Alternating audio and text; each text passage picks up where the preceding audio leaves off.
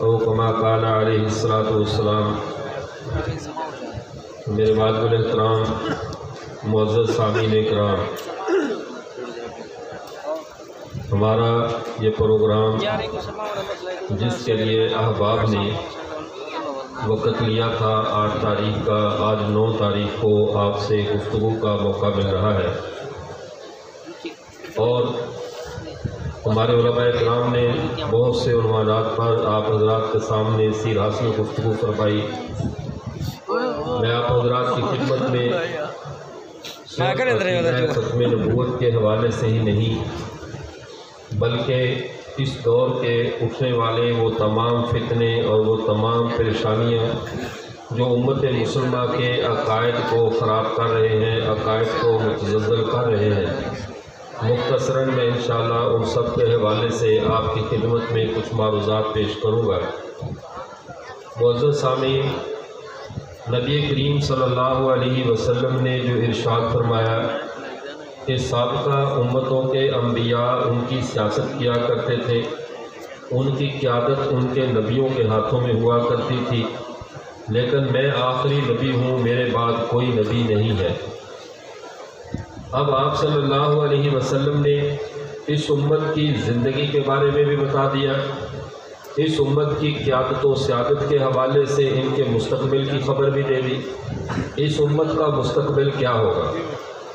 سابقہ امتوں کا جو مستقبل تھا، جن کے اندر ان کی قیادت، ان کی سیادت، ان کی ذمہ داری ان کے انبیاء سنبھالا کرتے تھے، اب وہ سلسلہ ختم ہے۔ فرما دیا کہ بے کانت بنو اسرائیل خصوصهم الانبیاء کلما ہلک نبی خلفہ نبی، ہر نبی کے بعد آ کر قوم کو نبی سنبھال لیتا تھا، نبی ان کی ذمہ داری اپنے ذمے لے لیتا تھا اور قومیں یوں سفر کیا کرتی تھی۔ لیکن آپ صلی اللہ علیہ وسلم نے فرمایا انا خاتم النبیین لا نبی بعدی، میں نبیوں میں آخری نبی ہوں، میرے بعد کوئی نبی نہیں ہے۔ اب ایک بے ساختہ سا سوال پیدا ہوتا ہے کہ جب آپ کے بعد کوئی نبی نہیں ہے پھر اس قوم کو کون سنبھالے گا؟ جب سابقہ امتوں کو سنبھالنے کے لیے ان کے نبی آتے رہے تو اس امت کو سنبھالنے کے لیے کون ہوگا؟ تو آپ صلی اللہ علیہ وسلم نے کہا فَسَيَكُونُ الْخُلَفَاءُ فَيَكْثُرُونَ، میرے بعد میرے خلفاء ہوں گے، ان کی تعداد بہت زیادہ ہوگی، میرے خلفاء کثرت سے آتے رہیں گے، اس امت کو سنبھالتے رہیں گے، میری نیابت میں میرے نائب بن کر اس امت کی ذمہ داریوں کو وہ اپنے کندھوں پر اٹھانے والے ہوں گے۔ پھر سوال یہ پیدا ہوتا ہے کہ یا رسول اللہ، اگلی حدیث مسلم شریف میں فَمَاذَا تَأْمُرُنَا یا رسول اللہ، اے اللہ کے رسول جب معاملہ یہ ہو کہ آپ نہیں، آپ کے خلفاء آئے، تو اب اس کے بعد ہمارے لیے کیا حکم ہے کہ ہم کیا کام کریں؟ آپ صلی اللہ علیہ وسلم نے فو بِبَیعَتِ الْأَوَّلِ ثُمَّ الْأَوَّلِ، جو پہلا ہو پہلے اس کی بیعت میں وفا کرنا، جو پہلا ہو پہلے اس کی بیعت کو نبھانا، ثم الاول، پھر جو اس کے بعد اول رہ جائے، جو اس کے بعد ایک نمبر اب اعلیٰ درجے کا رہ جائے، اس کے ساتھ اپنی بیعت کو نبھانا۔ یعنی سیدنا عمر رضی اللہ تعالیٰ عنہ یہ تاریخ کی وہ ہستی ہے جن کے لیے 2 نمبر کا لفظ زبان نبوت پسند نہیں فرمایا، فرمایا فو بِبَیعَتِ الْأَوَّلِ ثُمَّ الْأَوَّلِ، جب پہلے یعنی ابو بکر کے بعد جو امت میں پہلا رہ جائے تو اس کی پیروی کرنا۔ رسول اللہ صلی اللہ علیہ وسلم مسئلہ عقیدہ ختم نبوت کو امت کے سامنے اتنا واشگاف طریقے سے کھول کر بیان کر دیا کہ کسی درجے میں بھی امت کے ذہنوں میں کوئی شبہ باقی نہ رہے، اور ساتھ یہ بھی بتا دیا آخر اس امت کو نبوت کی ضرورت کیوں پڑ سکتی ہے کہ جس کا دین مکمل ہو چکا، جس کے اندر کسی قسم کے شبے کی گنجائش نہیں رہی، اب سابقہ امتوں کو دین کی ضرورت کیوں تھی؟ سابقہ امتوں کو ہر روز نئے نبی کی ضرورت کیوں تھی؟ ان کو احکامات تھوڑے دیے گئے ہیں، ان کو شریعت تھوڑی دی گئی ہے، یا کہ چلنے والے تھوڑی دیر رک جائیں یا ایک ہی دفعہ چلے جائیں، گفتگو کو بار بار متاثر کریں۔ جو جانا چاہتے ہیں بلا جھجک جائیں، انشاءاللہ کوئی میری تقریر پہ آپ کے ہونے نہ ہونے سے کوئی فرق نہیں پڑتا، ٹھیک ہے؟ جو بندہ یہ ہوتا ہے مسئلہ جو خطیب ہوں ان کے لیے مسائل ہوتے ہیں کہ میرا مجمع ٹوٹ گیا، تو جو داعی ہو اس کے سامنے ایک آدمی بیٹھا ہو تو اپنی بات پوری کرتا ہے۔ میں ختم نبوت کا داعی ہوں، میں نے ختم نبوت کا پیغام پہنچانا ہے، جو جانا چاہتا ہے تو اس کا عذر ہے، بلا جھجک جائے، لیکن جو نہیں جانا چاہتا وہ ذرا آرام سے تشریف رکھے اور بھاگ دور تھوڑی سی کام کر دیں۔ یہ آپ سے صرف ایک درخواست ہے، جزاکم اللہ۔ تو میں عرض یہ کر رہا تھا کہ آپ صلی اللہ علیہ وسلم نے اس امت کے عقیدہ ختم نبوت کے بیان کرنے سے پہلے جب اس امت کے عقیدے کے اعتبار سے جو ان کی ضروریات تھی، اعمال کے اعتبار سے ان کی ضروریات تھی، ان سب کے پورا ہونے کی خبر دے دی گئی۔ سابقہ امتوں کا سفر لمبا تھا، احکامات کم تھے، وہ صاحب منزل نہیں تھے، ان کو منزل نہیں ملی، وہ حالت سفر میں چلنے والی امتیں تھیں۔ حضرت قاری محمد طیب صاحب رحمۃ اللہ علیہ انہوں نے سابقہ شریعتوں کا موازنہ کرتے ہوئے ارشاد فرمایا، اگر ہم یہودیت کے مسائل کو دیکھیں، یہودیت کے کل مسائل جو اللہ نے ان کو احکامات دیے، جو اللہ نے ان کو شریعت دی ہے، وہ کل احکامات 30 سے 35 کے قریب ہیں۔ اگر عیسائیت کے احکامات کو دیکھا جائے تو عیسائیت کے سارے احکامات کل ملا کر ٹوٹل 50 کے قریب بنتے ہیں۔ 30-35 تو وہی جو یہود کو پہلے دیے جا چکے، 10-15 مزید احکامات، یہ کل 50 کے قریب احکامات رکھنے والے یہ دو مذاہب ہیں جن کو اللہ تعالیٰ نے آسمانی ملتوں میں شمار کیا ہے۔ قالوا کونوا ھودا او نصارا تہتدوا، تم کہہ دو یہودی ہو جاؤ یا عیسائی ہو جاؤ تم فلاح پا جاؤ گے۔ قل بل ملت ابراہیم حنیفا، بلکہ نجات کی راہ، اللہ تک پہنچنے کی راہوں میں آخری اور اعلیٰ ترین راستہ وہ ملت حنفیہ دین اسلام ہے۔ اللہ تعالیٰ نے 3 ملتوں کا تذکرہ فرمایا ہے، ایک ملت یہود ہے، ایک ملت نصارہ ہے اور ایک دین اسلام ہے۔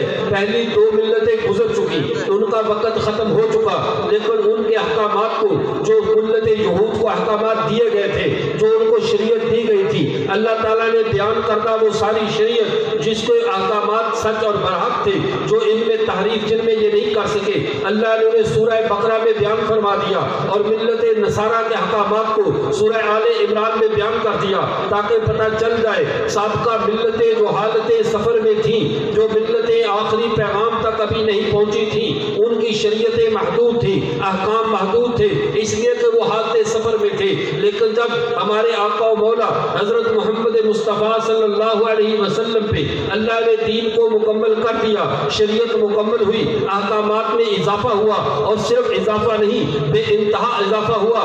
یہ امت اس لیے بھی اللہ کے نائب بننے کی صحیح حقدار ہے۔ انی جاعل فی الارض خلیفہ کا حقیقی مصداق یہ امت ہے، اس لیے کہ جو احکامات سے سب سے زیادہ احکامات، سب سے زیادہ قربانیاں، تھوڑے وقت میں زیادہ دین پہ عمل، تھوڑے وقت میں زیادہ شریعت پہ عمل اگر کسی ملت نے کیا ہے تو وہ ملت اسلام ہے، محمد عربی کی ملت ہے جس نے تھوڑے وقت میں زیادہ شریعت پہ عمل کیا ہے۔ اس کی وجہ کیا ہے؟ ان کو زیادہ احکامات کیوں ملے، پچھلی امتوں کو کم احکامات کیوں ملے؟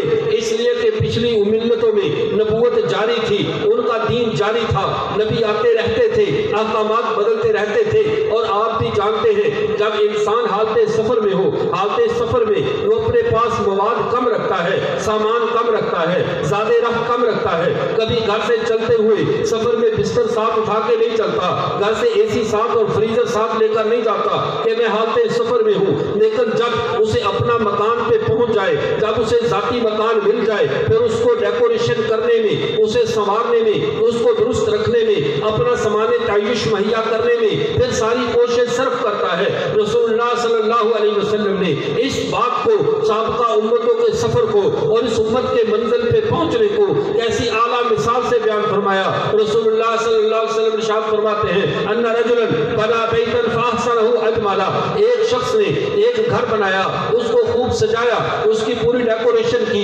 احسنہ و اجملا، ایک مکان کی بنا ہے، ایک مکان کی زینت ہے۔ بنا کو شریعت کہتے ہیں، اور جو تشریع نبی ہمیشہ آ کر مکان کو بناتے ہیں اور جو اس کی تزئین کرتے ہیں، اس کو سجاتے ہیں، وہ غیر تشریع نبی ہوتے ہیں۔ فرمایا ان رجلا بنا بیتا فاحسنہ اجملا، ایک شخص نے ایک گھر کو بنایا، اسے سجایا اور اس کو درست کیا اور سارا گھر مکمل کر دیا، الا موضع لبنہ، مگر ایک اینٹ کی جگہ کو اس نے چھوڑ دیا۔ الناس یطوفون بہ ویعجبون لہ حتی وضعت ہذہ اللبنہ، وہ آتے لوگ گھر کو دیکھتے، گھومتے اور دیکھ کر تعجب سے کہتے یہ اینٹ کی جگہ خالی کیوں ہے، یہ اینٹ کیوں نہیں رکھی گئی، یہ مکان ابھی مکمل کیوں نہیں ہو رہا؟ رسول اللہ صلی اللہ علیہ وسلم نے فرمایا انا اللبنہ، وہ آخری اینٹ میں ہوں جس نے اس قصر نبوت کو مکمل کیا ہے۔ فرمایا وہ آخری اینٹ میں ہوں، انا اللبنہ وانا خاتم النبیین لا نبی بعدی، میں اللہ کا آخری نبی ہوں، میرے بعد کوئی نبی نہیں ہے۔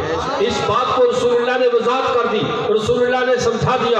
اب یہ مکان مکمل ہے، اب آپ اندازہ لگائیے، ایک شخص کے آباء و اجداد سے مکان بننا شروع ہوا ہو، کسی کے دور میں دیواریں بنی، کسی کے دور میں صرف چھت بنی، کسی کے دور میں دروازے لگے شیشے نہ لگ سکے، کسی کے دور میں شیشے لگے، لیکن ایک نسل تک پہنچتے پہنچتے جب وہ مکان مکمل ہو گیا، اس کی چار دیواری، اس کی ڈیکوریشن، اس کی ضروریات، اس کی جو ہے وہ سیورج، ہر چیز جب مکمل ہو گئی تو سب سے خوش قسمت وہ نسل ہے جو اب اس میں رہے گی جب مکان مکمل ہوا ہے۔ سابقہ امتیں وہ بے شک مکان میں رہی ہے، سابقہ امتیں اسی جگہ پہ تھی، لیکن یہ جگہ مکمل نہیں تھی، یہ قصر نبوت پورا نہیں تھا، لیکن جب ہمارے آقا آ گئے انہوں نے اس مکان کو مکمل کر دیا۔ جب یہ مکان مکمل ہوا تو محمد عربی کی امت یہ وہ خوش قسمت امت ہے جسے سفر کی صعوبتوں سے بچا دیا گیا اور مکان کے نامکمل ہونے کی ناہمواریوں سے بچا دیا گیا۔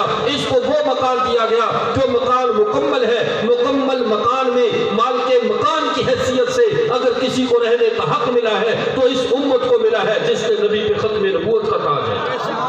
اگر اس کو ذرا اور آسان طریقے سے یوں بھی سمجھ لیجئے، سابقہ امتوں کے ساتھ اللہ کی ایک رحمت جو تھی اور ایک اللہ کی طرف سے ان پہ یہ آزمائش تھی۔ اگر رحمت تھی کہ وہ ہر نئے نبی پر ایمان لاتے تھے تو آزمائش یہ بھی تھی کہ انہی امتوں کے بد وقت اٹھ کر دوسرے نبیوں کو قتل کر دیا کرتے تھے، جو اپنے مقابل جو نئی دعوت لے کر آتا نبیوں کو قتل کرتے۔ ختم نبوت کی برکت سے اللہ نے ہمیں دو انعامات دیے ہیں، ختم نبوت کی نعمت نے ہمیں دو انعامات سے نوازا ہے۔ پوری امت مسلمہ کے ہاتھ کسی نبی کے خون سے رنگے ہوئے نہیں ہے، کیوں نہ کوئی اب بعد میں نبی آنا ہے، نہ ہمیں اسے قتل کرنے کی ذمہ داری اٹھانا پڑے، نہ ہم گناہگار ہو۔ اب جس بھی نبوت کے مدعی کو قتل کیا جائے گا وہ قذاب اور دجال ہوگا، وہ نبی نہیں ہوگا۔ اس لیے اس امت کے ہاتھوں کو اللہ نے انبیاء کے پاکیزہ خون سے پاک رکھا ہے کہ یہ ہاتھ انبیاء کے خون میں، ان کے قتل میں، ان کی شہادتوں میں ملوث نہیں ہے۔ سابقہ امتوں نے اگر وہ ایمان لائی ہے تو پہلے والوں پہ لائی، بعد والوں ان کو سعادت نہیں ملی۔ محمد عربی کی امت کو یہ سعادت ملی ہے۔ حضرت آدم سے لے کر اللہ کے پہلے نبی سے لے کر آخری نبی تک سب نبیوں پہ ایمان لانے کا شرف ختم نبوت کی برکت سے اس امت کو ملا ہے، اور کوئی امت یہ شرف ہم سے نہیں لے سکی۔ یہ سعادت اللہ نے ختم نبوت کی برکت سے ہمیں عطا فرمائی ہے۔ عقیدہ ختم نبوت کیا ہے؟ یہ اس منزل کا نام ہے جس نے ہمیں سفر کی صعوبتوں سے بچا دیا۔ اور یاد رکھیے جب انسان سفر میں ہو تو ہر ایک سے زیادہ راہ پوچھتا ہے، ہر ایک سے منزل کا پتہ پوچھتا ہے، ہر ایک سے معلومات لیتا ہے۔ جب کسی چیز کے بارے میں جانتا نہ ہو، کسی جگہ پر پہلی بار آمد ہو تو 20 جگہ سے پوچھ کے پہنچنا پڑتا ہے، لیکن جب مکان پہ پہنچ جائے اور اگر سے ساری معلومات مل جائیں، اب ایسے شخص کو کچھ ڈھونڈنے کی ضرورت نہیں رہتی، وہ صاحب اطمینان ہو جاتا ہے، اسے اطمینان مل جاتا ہے۔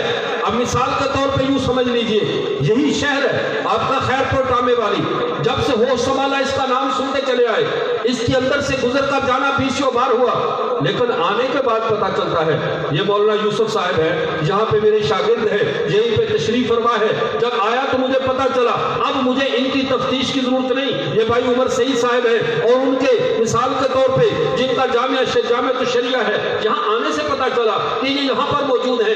اب جب حالت سفر میں ہو تب تک انسان تلاش میں رہتا ہے اب اس جامعہ کی کیا خصوصیات ہے، کیا فوائد ہے، جہاں آنے پہ پتہ چلا۔ لیکن جب سفر کی دقتیں ختم ہوئی، جب سفر کی تکلیف ختم ہوئی، بندہ صاحب منزل ہوا، پوچھنا پچھانا ختم، تفتیش کرنی ختم، اب اگر کوئی مجھے آ کر دھوکہ دینا چاہے، مجھے اس کرسی سے اٹھا کر یہ کہے کہ مولانا صاحب آج آپ کا جلسہ خیر العلوم میں تو نہیں تھا، آج آپ کا جلسہ اس مدرسے میں تو نہیں تھا، خیر العلوم تو آگے ہے اور جو خیرپور ٹامے والی تو اس سے آگے کوئی اور شہر ہے، تو کیا مجھے دھوکہ دے سکتا ہے؟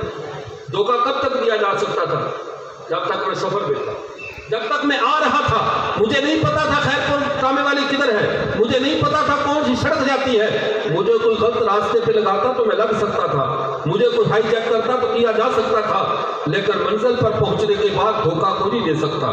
نسل انسانی نے انبیاء کی قیادت میں جو سفر کیا، حالت سفر میں تھے، ابھی منزل نہیں ملی تھی۔ ہر نبی انہیں آنے والے نبی کی علامات بتاتا تھا، ہر نبی بتاتا تھا آنے والے کی یہ صفات ہے، ہر نبی بتاتا تھا آنے والے کی یہ ظاہری شکل و صورت ہے، آنے والے کا یہ پیغام ہوگا۔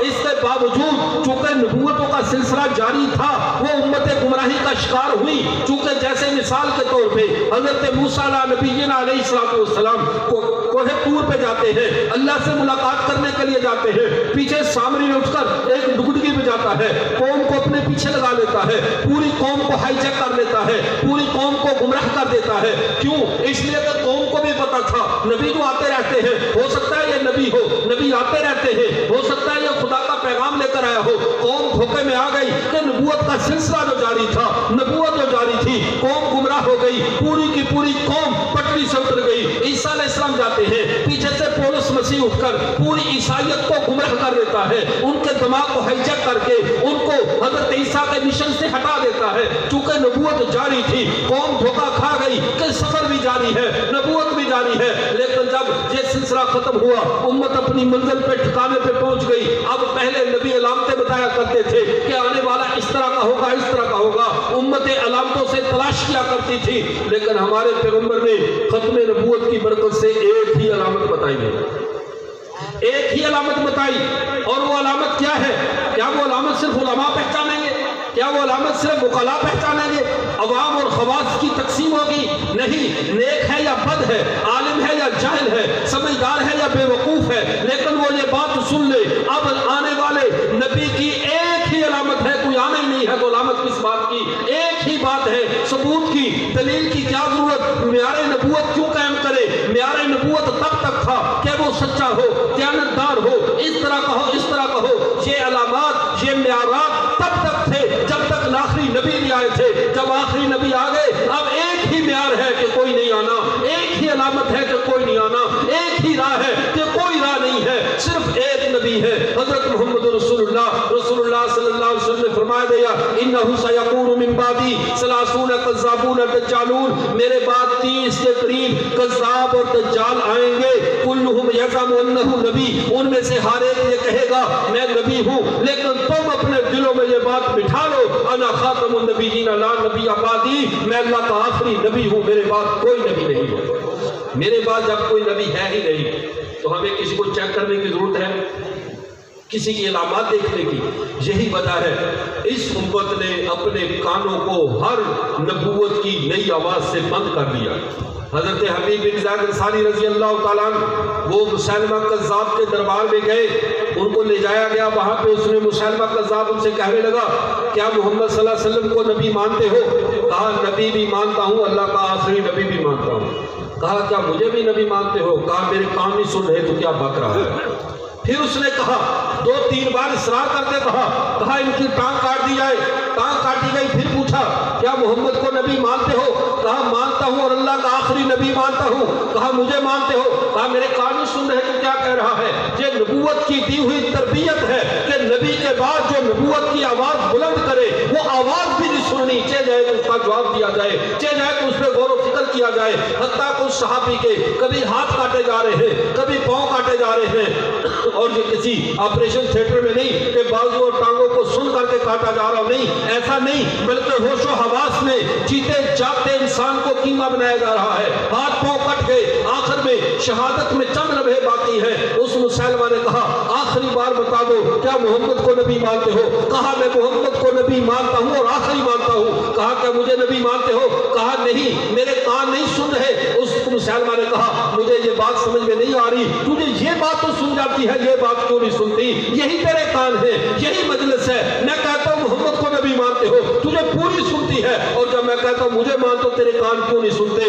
اب صحابی نے زبان حال سے کہا ہمارے کان اب کسی اور بات کو سننے کے لیے تیار ہی نہیں ہے، ہم نے آخری بات سن لی، رب کا آخری کلام سن لیا، آخری نبی کی بات سن لی ہے، اب یہ کان ہر آواز کے لیے بند ہے۔ حتیٰ کہ اس صحابی کی زبان کاٹ دی، پھر شہید کر دیا گیا۔ جب یہ خبر مدینہ میں پہنچی، ان کی ماں سے لوگوں نے بات کو چھپانا چاہا، بات کو ماں ہے آخر غم زدہ ہوگی، کہا یہی بتاؤ میرا بیٹا ختم نبوت پہ کیسے شہید ہوا؟ ان کا اماں جان پھر حوصلہ کیجئے، تیرے بیٹے کے جسم کے ٹکڑے ٹکڑے کیے گئے، لیکن تیرے بیٹے نے ختم نبوت کا نعرہ تو بلند کیا، لیکن دوسری آواز سننے کے لیے اس کے کان بھی تیار نہیں ہوئے۔ ماں نے کہا لہذا اليوم رضعت، رب کعبہ کی قسم اسی دن کے لیے تو میں نے اسے دودھ پلایا تھا، اسی دن کے لیے تو اسے دودھ پلا کر جوان کیا تھا، میں اپنے نوجوان دوستوں سے ان سب سے کہتا ہوں خدا کے لیے اپنے کانوں کو بند کرنا سیکھو، کھولنا چھوڑ دو۔ ہم نے اپنے کانوں کو آوارہ چھوڑ دیا،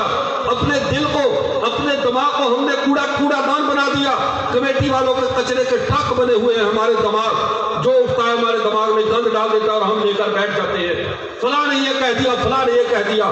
سوشل میڈیا پہ بیٹھا ہوا کوئی فلاں محقق اٹھتا ہے، فلاں اٹھتا ہے، کوئی صحابہ کے بارے میں زہر ڈال دیتا ہے، کوئی اہل بیت کے بارے میں، کوئی ختم نبوت کے بارے میں، اور ہم سارا گند اکٹھا کر کے اپنے دماغوں میں گھومتے رہتے ہیں۔ عجیب لوگ ہو تم، اپنے دلوں میں ان وسوسوں کو جگہ کیوں دیتے ہو؟ ان جرائم پیشہ لوگوں کی بات کیوں سنتے ہو؟ کیا حضرت حبیب کی سنت کافی نہیں ہے؟ ہمارے کان کوئی اور بکواس سننے کے لیے تیار ہی نہیں ہے۔ ہم نے اپنے نبی کی بات سن لی ہے۔ اب ہوتا کیا ہے، ادھر سے آئے مرزا محمد علی جیلوی نے یہ کہہ دیا، وہ کہہ دیا، کبھی آتے ہیں فلاں جاوید غامدی یوں کہتا ہے، کبھی اٹھتے ہیں جی سلیمان ندوی نے صحابہ کے بارے میں یہ کہہ دیا۔ یاد رکھو، چاہے وہ امام اعظم ابو حنیفہ رحمہ اللہ کے ہم پلہ بھی کوئی شخص ہو، جب میرے محمد کے دین کو چھوڑ کر سائڈ پہ نکلے گا، رب کعبہ کی قسم اس کی وقت رائی کے دانے جتنی رہے گی۔ ہمارے ہاں وہی معتبر ہے جو میرے نبی کے ہاں معتبر ہے، ہمارے ہاں وہی قابل عزت ہے جو ہمارے صحابہ کے ہاں قابل عزت ہے۔ جو ان کے ہاں معتبر نہیں، وہ لاکھ تحقیقات کے پشتارے اٹھا کر رہا ہے، ہمارے ہاں گندگی کا ڈھیر ہے، ہم اس کو اہمیت نہیں دے سکتے۔ ایمان ایسے محفوظ رہے گا، اور جب بھی کوئی وسوسہ دل میں جانے لگو تو حضرت مولانا قاسم نانوتوی رحمۃ اللہ علیہ کا یہ شعر یاد کر لیا کرو، وسوسے دلوں سے دور بھاگ جائیں گے۔ حضرت نانوتوی نے جنت کو مخاطب کرتے ہوئے کہا، تجھ میں حور و قصور رہتے ہیں، میں نے مانا ضرور رہتے ہیں۔ تجھ میں حور و قصور رہتے ہیں، میں نے مانا ضرور رہتے ہیں۔ میرے دل کے طواف کر جنت کے میرے دل میں حضور رہتے ہیں۔ جب بھی کوئی وسوسہ آنے لگے، وسوسہ اخلاقی گندگی کا نام ہے، یہ دماغی کراہت کا نام ہے، یہ افکار کی قے کا نام ہے۔ ایسے وساوس جب کوئی تمہارے سامنے لے کر آئے، تمہارے دل میں ڈالنا چاہے، اسے کہو بھائی اپنا وسوسہ اپنے پاس رکھ، یہ گندگی میں اپنے دل میں نہیں لاؤں گا، میرے دل میں حضور رہتے ہیں، میرے دل میں حضور رہتے ہیں، میں یہ غلاظت اپنے دل میں نہیں لے سکتا۔ تو میں عرض کر رہا تھا، حضرت حبیب بن زید انصاری رضی اللہ تعالی عنہ، تھوڑا سا پنکھے کو ادھر کر پنکھے کو ادھر کر، اس طرف کو کر۔ حضرت حبیب بن زید انصاری رضی اللہ تعالیٰ عنہ، انہوں نے قربانی دی، اپنی جان پر کھیل گئے، لیکن رسول اللہ کے بعد کسی نئے پیغام کو نہیں سنا، چونکہ رسول اللہ نے تربیت ہی ایسے کر دی تھی کہ محمد اللہ کے آخری نبی ہیں، ان کے بعد کوئی نیا نبی نہیں ہوگا۔ یہی امت کا مزاج رہا، یہی اس دین کا بنیادی فرق رہا کہ اب یہ امت تمام تر اختلافات کے باوجود تمام فرقوں میں بٹتی رہے، لاکھ حصوں میں بٹ جائے، لیکن جس اکائی پہ جمع ہوگی وہ اکائی ختم نبوت کی ہے۔ یہ محمد عربی کے دامن سے جب تک یہ امت جڑی رہے گی، جب تک وابستہ رہے گی، یہ ہر طرح کی پریشانی سے آزاد رہے گی۔ اور یہاں پہ آخر میں ایک میں اور بات عرض کروں، ہمارے ملک پاکستان بر صغیر پاک و ہند میں جو فتنہ قادیانیت اٹھایا گیا تھا، اس فتنے کا پس منظر کیا ہے؟ اس کے آخر وہ اسباب اور عوامل کون سے تھے جس کی وجہ سے اس فتنے نے سر اٹھایا؟ یاد رکھیے، انگریز بڑا شاطر ہے، جب اس نے بر صغیر پاک و ہند پہ قبضہ کیا، ہمارے فروعی مسائل میں تو ہمیں اس نے خوب لڑا کر دیکھ لیا، لیکن جب پھر بھی امت سے جہاد کا نظریہ واپس نہیں لے سکا، امت سے جہاد کو ختم نہیں کر سکا، اس نے دوسرا طریقہ یہ اختیار کیا، اپنے علماء سے مشورہ کیا۔ 1857 کی جنگ آزادی کے بعد 1870 میں برطانیہ کا وزیر اعظم بنا بینجامن ڈزرائیلی۔ اس بینجامن ڈزرائیلی نے باقاعدہ ایک اپنے مستشرق علماء، یہودی عیسائی علماء کا ایک وفد ہندوستان میں بھیجا، جس میں سر ڈبلیو ہنٹر، ویلیام میور اور اے کے کنزی، یہ تین بڑے مستشرق تھے، ساتھ اور بھی تھے۔ انہوں نے ہندوستان کا وزٹ کر کے 1872 میں انگریز کو رپورٹ پیش کی، ہندوستان کے مسلمانوں کو اگر جہاد سے روکنا ہے، اگر ان میں نظریہ وحدت کو ختم کرنا ہے تو ان کی ختم نبوت پہ ڈاکہ ڈالنا ہوگا، عیسیٰ علیہ السلام کو لانا ہوگا۔ عیسیٰ علیہ السلام اس دور میں انگریز کی بہت بڑی سیاسی ضرورت تھی۔ اس سیاسی ضرورت کو کیسے پورا کریں؟ جب تک وہ نہیں آتے تو متبادل کس کو لائیں؟ متبادل کا فیصلہ ہوا، سیال کوٹ کی کچہری میں بندوں کا انتخاب شروع ہوا کہ کس کو ہم نبی بنا کر پیش کریں۔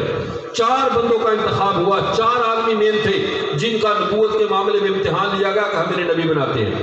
ایک یہ ہمارے سر سید احمد خان، دوسرا مولوی چراغ علی جموں کشمیر کا، تیسرا سرگودے کا مولوی نور الدین بھیروی، اور چوتھا مرزا غلام قادیانی تھا۔ پہلے تین نے تو جواب دے دیا، اس بدبخت نے کہا میں اس کام کے لیے تیار ہوں۔ 1874 میں باقاعدہ برطانیہ کی پارلیمنٹ سے اسے نبی بنا کر ہندوستان میں مبعوث کر دیا گیا، بھیج دیا گیا تو یہ ہندوستان میں انگریز کا تعینات کردہ نبی ہے۔ اب آپ سمجھیے، اللہ کی سنت پہ قربان جائے، 1874 میں جس کفر کا فیصلہ پارلیمنٹ میں ہوا تھا، 1974 میں اسی کفر کو اسی پارلیمنٹ نے دفن کر دیا۔ کفر جہاں سے نکلا تھا اللہ نے اسے وہیں دفن کر دیا۔ تو یہ ان کی پوری تاریخ یہی ہے کہ یہ انگریز کی ایما پہ مارد وجود میں آنے والا فتنہ تھا، اور اس کو ہمارے علماء کی محنت سے اس پر ہمارے مخدوم مکرم حضرت مولانا صاحب حافظ اللہ بھی آپ کے سامنے تفصیل سے بیان کر چکے ہوں گے، اس لیے میں اس موضوع کی طرف نہیں جانا چاہتا۔ میں آپ سے صرف چند باتیں قادیانیت کے فتنے سے بچنے کے لیے عرض کرنا چاہتا ہوں۔ نمبر ایک، ہمارے جو علماء، ہمارے جو لوگ چند کلاسیں پڑھ لیتے ہیں، انہیں باہر جانے کا جنون ہو جاتا ہے، پھر یہ اپنے کاغذوں پہ قادیانی لکھ کر باہر کے ویزے لینے کے چکروں میں چلے جاتے ہیں۔ علامہ خالد محمود صاحب پی ایچ ڈی لندن رحمہ اللہ نے اپنی کتاب عقیدۃ الاعلام فی الفرق بین الکفر والاسلام میں یہ صراحت سے لکھا ہے، چاہے تمہارا عقیدہ ختم نبوت کا ہی ہو، چاہے تم مرزا غلام قادیانی کو کافر ہی کیوں نہ کہتے ہو، لیکن اگر اپنی رضا و رغبت سے اپنے آپ کو اس ملت میں لکھ دیا تو تم اللہ کے ہاں کافر ٹھہرو گے، کہ تم نے اپنی مرضی سے اپنے آپ کو کافروں کی ملت میں شمار کیا ہے، اور جو شخص اپنی مرضی سے اپنے آپ کو کافروں کی ملت میں شمار کرے وہ ادھر کا ہی ہوتا ہے، چاہے اس کے دل کا جو بھی عقیدہ ہو۔ اس لیے باہر کی نوکریوں کے حصول کے لیے اپنے آپ کو کبھی قادیانی مت کہنا۔ دوسری چیز، قادیانی دھوکہ دیتے ہیں، علماء کو بھی چھوڑو، ہمیں بھی چھوڑو، تم استخارہ کر لو کہ نبوت جاری ہے یا بند ہو چکی ہے، تم استخارہ کر لو مرزا قادیانی نبی ہے یا نہیں ہے۔ یاد رکھو، استخارہ صرف ان امور میں ہوتا ہے جو مباح ہو، عقائد میں استخارہ نہیں ہوتا، فرائض میں استخارہ نہیں ہوتا، واجبات میں استخارہ نہیں ہوتا۔ کوئی اگر یہ کہے میں یہ دیکھنا چاہتا ہوں استخارہ کر کے فجر کی 2 سنتیں ہیں بھی یا نہیں، یہ شخص بھی کافر ہو جائے گا کہ اس نے دین کے ایک مسلمہ مسئلے میں شک کی راہ پر چلا ہے۔ استخارہ شک کی جگہ پہ ہوتا ہے، اور عقائد میں شک کرنا کفر ہے۔ قادیانی لا کہے کہ استخارہ کرو، لیکن آپ نے کبھی بھی یہ بات نہیں کرنی کہ ہم استخارہ کر لیں گے، جو بھی اس راستے پہ چلا وہ دائرہ اسلام سے نکل جائے گا۔ تیسری چیز، آخری بات یہ عرض کرتا ہوں، قادیانیوں کے کبھی کسی اخلاق کی تعریف مت کرنا، قادیانیوں کے کسی اچھے کام کی کافروں کی تعریف نہ کرنا۔ کیوں؟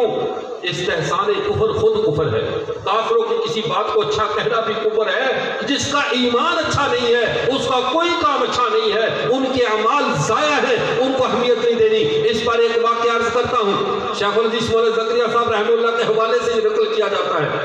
ایک آدمی نے مکہ مکرمہ میں جب ایک قبر کو کھودا گیا، وہ قبر امام حرم تھے، فوت ہوئے تھے، ان کی قبر کو جب کھودا گیا تو اس میں ایک انتہائی حسین و جمیل لڑکی تھی، اور اس کے منہ میں شہد ٹپک رہا ہے، زیورات سے لدی ہوئی ہے۔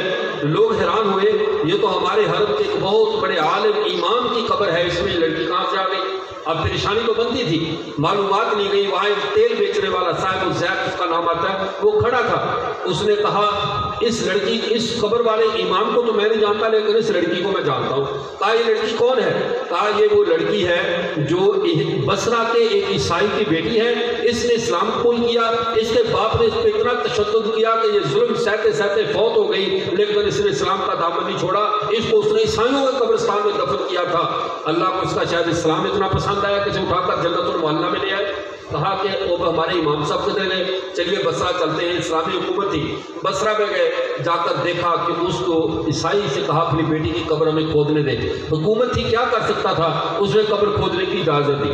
جب قبر کھودی گئی تو اس میں وہی حرم کے امام اور عالم عیسائیوں کے قبرستان میں لیٹے ہوئے۔ اب سب پریشان ہوئے کہ لڑکی تو چلو اسلام پہ شہید ہوئی، اس کا تو اسلام پہ جانا اور جنت المعلیٰ میں پہنچ جانا سمجھ میں آتا ہے، لیکن ہمارے اتنے بڑے عالم کو کیا ہوا، اتنے بڑے بزرگ کو کیا ہوا کہ اللہ نے جنت المعلیٰ سے اٹھا کر بصرہ کے عیسائیوں کے قبرستان میں پھینک دیا؟ جب تفتیش ہوئی، تفتیش کرتے کرتے جب ان کی اہلیہ کے پاس گئے، پوچھا، اہلیہ نے کہا میرے عالم خامن بڑے نیک، بڑے عابد، زاہد تھے، لیکن جب بتقاضۂ بشریت ان پہ غسل فرض ہوتا تھا تو زبان سے کبھی کبھی یہ جملہ کہہ دیتے تھے، اس بات میں تو عیسائیوں کا مذہب اچھا ہے کہ اس میں غسل نہیں کرنا پڑتا۔ کہا اللہ کی غیرت کو یہ بات پسند نہیں آئی کہ کہ میرے محمد کے دین کے بعد کسی اور دین کو اچھا کہا تھا۔ اللہ کی غیرت نے یہ بات پسند نہیں کی، اٹھا کر عیسائیوں کے قبرستان میں پھینک دیا۔ وہ لوگ جو کہتے ہیں قادیانیوں کے اخلاق بہت اچھے ہیں، جو کہتے ہیں یہ دکانوں پہ سودا 1 نمبر بیچتے ہیں، جو کہتے ہیں یہ فلاں فلاں ان میں اچھے اعمال ہیں، یہودیوں کے یہ اچھے اعمال ہیں، خدا را اپنے ایمانوں کو بچاؤ، کبھی بھی کسی کافر کی تعریف نہ کرو۔ مسلمان صاحب ایمان جس کا اللہ پہ، آخرت پہ، ختم نبوت پہ یقین ہے، اللہ سے ملاقات کا ایمان رکھتا ہے، 1000 خامیوں کے باوجود اس کافر سے بہتر ہے جس نے تمہارے نبی کے پیغام کو ٹھکرا دیا ہے، اس کافر سے بہتر ہے جو تمہارے پیغمبر کو آخری نبی نہیں مانتا، یہ 1000 خامیوں کے باوجود بھی بہتر ہے۔ اس لیے کفار کی کبھی بھی تعریف نہ کریں۔ اللہ تعالی ہم کو مزاج شریعت پہ چلنے کی توفیق عطا فرمائے۔ وآخر دعوانا الحمدللہ رب العالمین۔